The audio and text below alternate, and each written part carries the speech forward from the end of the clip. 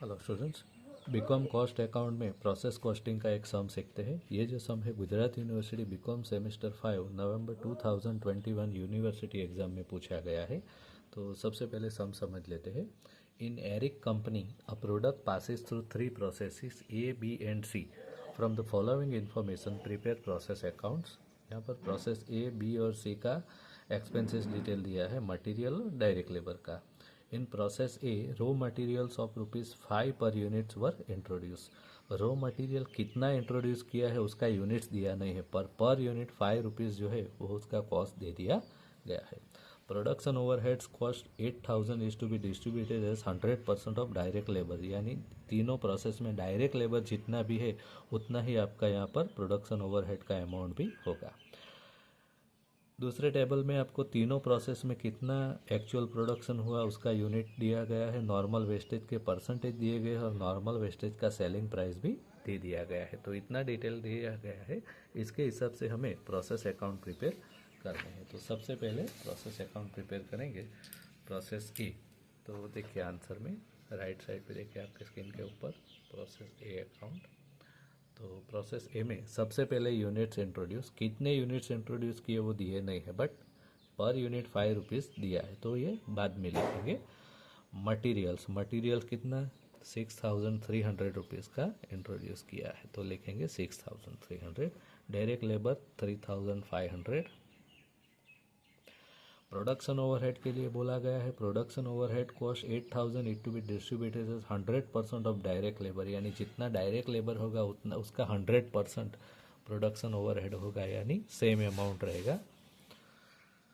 चलिए अब normal wastage कितना है वो दिया नहीं है, बट उसका परसेंटेज दे दिया गया है 5%। तो इसके लिए हमें कैलकुलेशन करना पड़ेगा।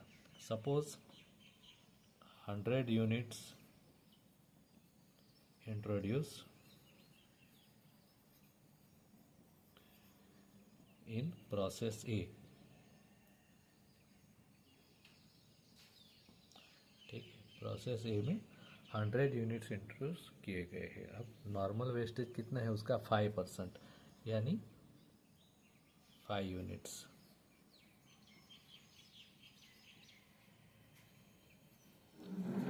नॉर्मल वेस्टेज 5% के हिसाब से, इसका मीनिंग ये हुआ कि 95 जो है वो आपका यूनिट्स हो गया नॉर्मल प्रोडक्शन।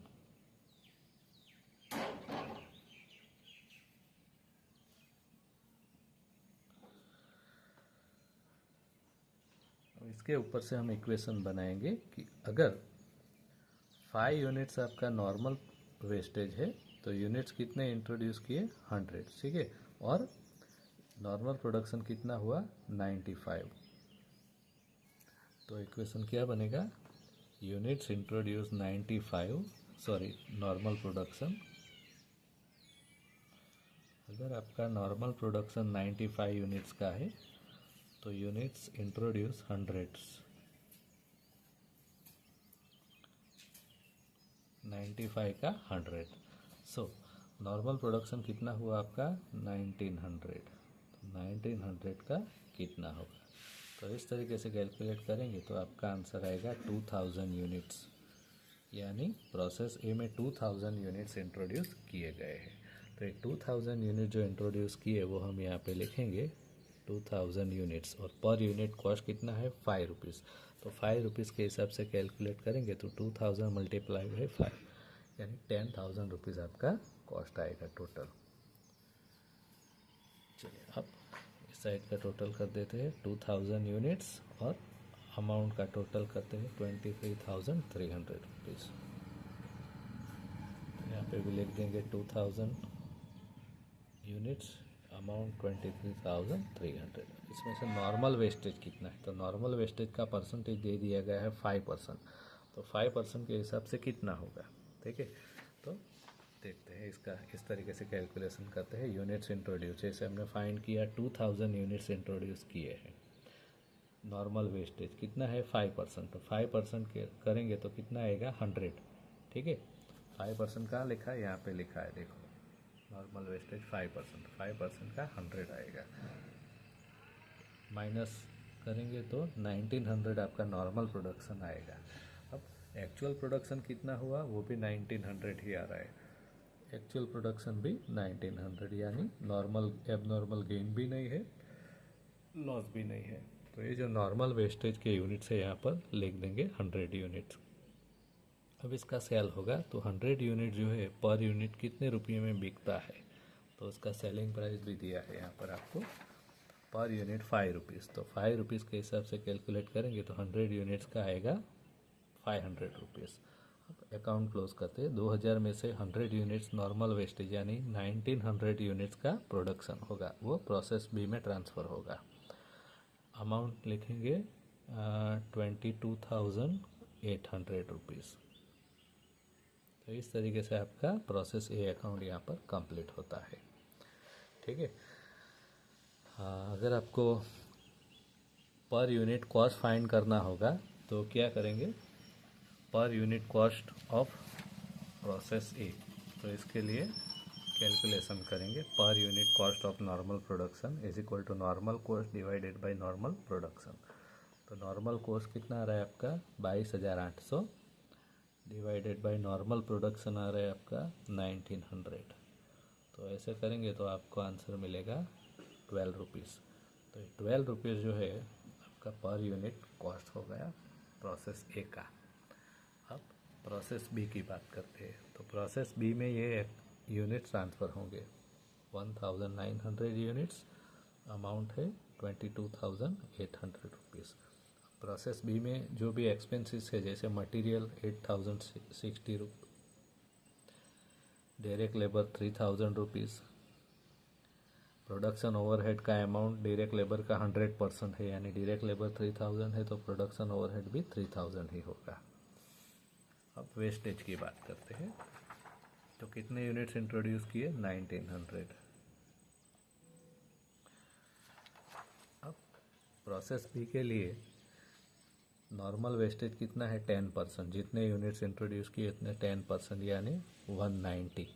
तो 190 माइनस करेंगे तो नॉर्मल प्रोडक्शन आएगा 1710, एक्चुअल प्रोडक्शन कितना हुआ 1600। 1710 का प्रोडक्शन होना चाहिए नॉर्मल, उसकी वजह कम प्रोडक्शन हुआ 1600, यानी 110 यूनिट का कम प्रोडक्शन हुआ, ये एब नॉर्मल लॉस हुआ आपका, ये यूनिट्स इतने कम प्रोडक्ट हुए 110। अब ये जो नॉर्मल वेस्टेज है और एबनॉर्मल वेस्टेज उसका प्रोसेस बी में एंट्री कर देते हैं। Normal wastage 190 unit, abnormal wastage 110 unit. उसका सेलिंग प्राइस क्या है, तो नॉर्मल वेस्टेज का जो सेलिंग प्राइस है कितना है प्रोसेस बी में 5 रुपीज़। तो 5 रुपीज़ के हिसाब से 190 यूनिट्स का कितना आएगा 950 रुपये। अब एबनॉर्मल वेस्टेज की बात करते तो सबसे पहले टोटल करेंगे इस बारी का कितने यूनिट 1900 यूनिट, 1900 यूनिट, इसमें से ये एबनॉर्मल वेस्टेज और नॉर्मल वेस्टेज निकाल दो तो 1600 यूनिट का प्रोडक्शन हुआ, वो प्रोसेस सी में ट्रांसफ़र करेंगे। ठीक है। अब यहाँ पे टोटल करते हैं अमाउंट का 36,860 रुपीज़, पे लिख देंगे 36,860 रुपीज़।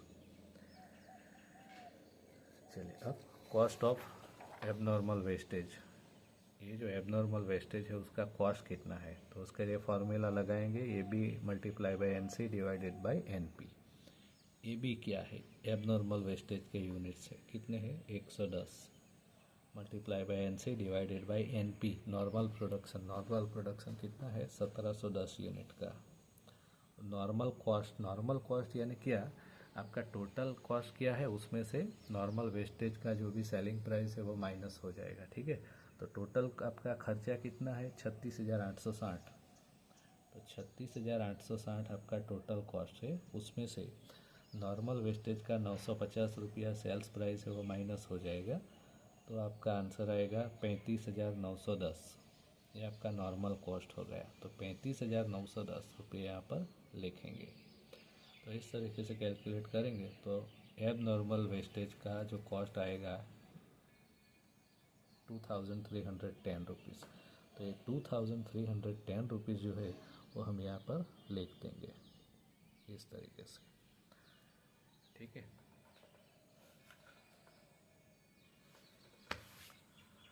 चलिए अब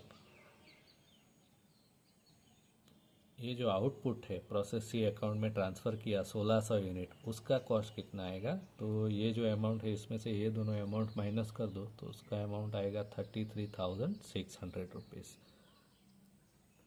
तो यहाँ पर आपका प्रोसेस भी कंप्लीट हुआ।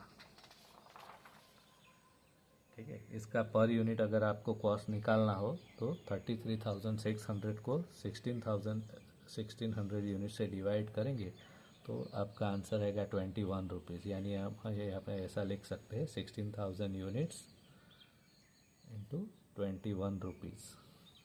इसके हिसाब से ये अमाउंट आ रहा है।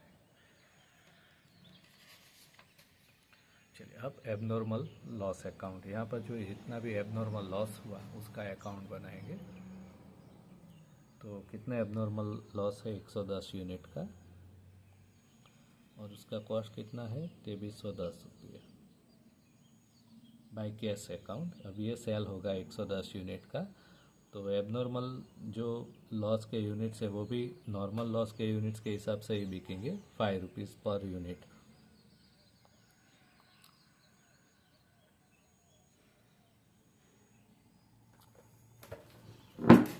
तो 5 रुपीज़ के हिसाब से उसका वैल्यू आएगा 550 रुपीज़। अकाउंट क्लोज करते हैं। 110 unit 110 unit total 2310। Credit side में भी लिख देंगे यही अमाउंट 2310। ठीक है, चलिए इसमें से 550 रुपये माइनस हो जाएंगे तो आपका लॉस आएगा 1760 रुपये भाई पीएल अकाउंट लॉस। इतना आपको यहाँ पर लॉस हुआ। ठीक है, अब प्रोसेस सी अकाउंट। तो प्रोसेस सी अकाउंट में सबसे पहले प्रोसेस बी का जो आउटपुट है वो ट्रांसफ़र करेंगे। प्रोसेस बी का आउटपुट कितना है 1600 यूनिट और कॉस्ट 33,600 रुपये। यहाँ पे लिखेंगे तो प्रोसेस बी अकाउंट 1600 यूनिट 33,600 रुपये। चलिए अब प्रोसेस सी में जितने भी एक्सपेंसेस है वो लिख देते हैं। सबसे पहले materials 7,400 rupees, direct labour 1,500 rupees, production overhead के लिए बोला है वो डायरेक्ट लेबर का 100% है यानी 1,500 रुपीज़ सेम आएगा इक्वल। वेस्टेज की बात करते हैं कितना है 10%। प्रोसेस सी में 10% है तो जितने यूनिट इंट्रोड्यूस किए उसके 10%। तो 1600 यूनिट्स इंट्रोड्यूस किए यहाँ पर प्रोसेस सी में। तो 1600 के 10% यानी 160 आपका नॉर्मल वेस्टेज हो गया। तो 1600 में से 160 आप माइनस करो तो नॉर्मल प्रोडक्शन मिलेगा आपको 1440 यूनिट्स। इतना नॉर्मल प्रोडक्शन होना चाहिए। अब एक्चुअल प्रोडक्शन कितना हुआ, एक्चुअल प्रोडक्शन जो हुआ वो 14,060 यूनिट्स हुआ है। ये जो अमाउंट है कितना है 1460 यूनिट। इसका मीनिंग ये हुआ कि जितना प्रोडक्शन होना चाहिए उससे ज़्यादा प्रोडक्शन हुआ। कितने यूनिट्स का 20 यूनिट का। तो 20 यूनिट का ज़्यादा प्रोडक्शन हुआ यानी एबनॉर्मल गेन है। इतना ज़्यादा प्रोडक्शन हुआ 20 यूनिट का, होना चाहिए 1440, उसकी वजह हुआ 1460। तो एबनॉर्मल गेन हुआ। अब ये नॉर्मल वेस्टेज और एबनॉर्मल गेन प्रोसेस अकाउंट में लिख देते हैं। नॉर्मल वेस्टेज 160 यूनिट और एबनॉर्मल गेन है वो डेबिट साइड पे लिखेंगे 20 यूनिट का।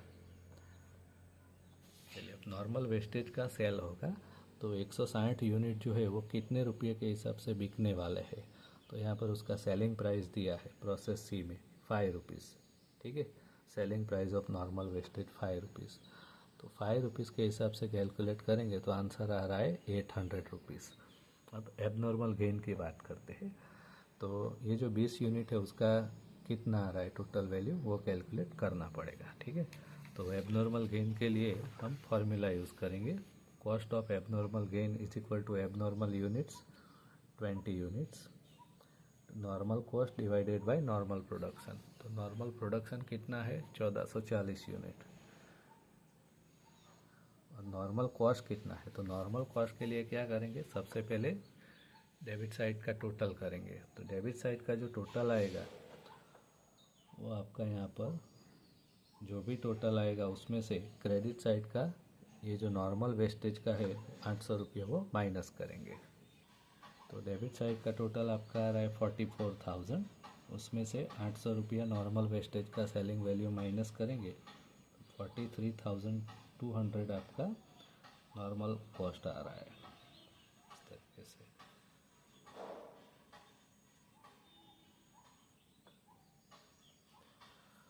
तो इस तरीके से कैलकुलेट करेंगे तो 600 रुपीज़ आपका एबनॉर्मल गेन का कॉस्ट आ रहा है। तो 600 रुपीज़ यहाँ पर लिख देंगे इस तरीके से। चलिए अब क्लोज करते हैं। तो 1620 यूनिट यहाँ पर भी लिख देंगे, 1620 यूनिट। 1620 में से 160 नॉर्मल वेस्टेज माइनस करो तो फिनिश गुड्स अकाउंट में कितना होगा, 1460 यूनिट। यहाँ पर टोटल मार्क करेंगे 44,600, 44,600। इसमें से 800 माइनस करो तो 43,800 फिनिश गुड्स अकाउंट।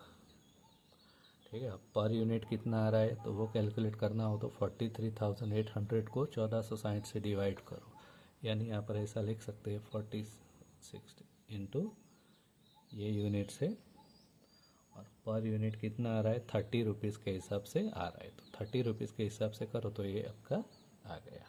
अब लास्ट में एबनॉर्मल गेन अकाउंट प्रिपेयर करेंगे। तो एबनॉर्मल गेन कितना हुआ 20 यूनिट्स, और उसका कॉस्ट कितना है 600 यूनिट्स। अभी एबनॉर्मल गेन हुआ यानी क्या हुआ कि आपका नॉर्मल लॉस इतना कम हुआ 20 यूनिट्स का, यानी 20 यूनिट्स आपका नॉर्मल लॉस कम बिकेगा। तो 20 यूनिट्स का सेलिंग प्राइस क्या है 5 रुपीज़। तो 5 रुपीज़ के हिसाब से आप कैलकुलेट करोगे तो 100 रुपीज़ आपको यहाँ पर एडजस्टमेंट होगा। अब 20 यूनिट्स का टोटल हो गया 600 यहाँ पे लिखोगे, डिफरेंस कितना आएगा 500। तो ये आपका प्रॉफिट है, पीएल अकाउंट गेन और प्रॉफिट। और इस तरीके से ये सम यहाँ पर कंप्लीट हुआ।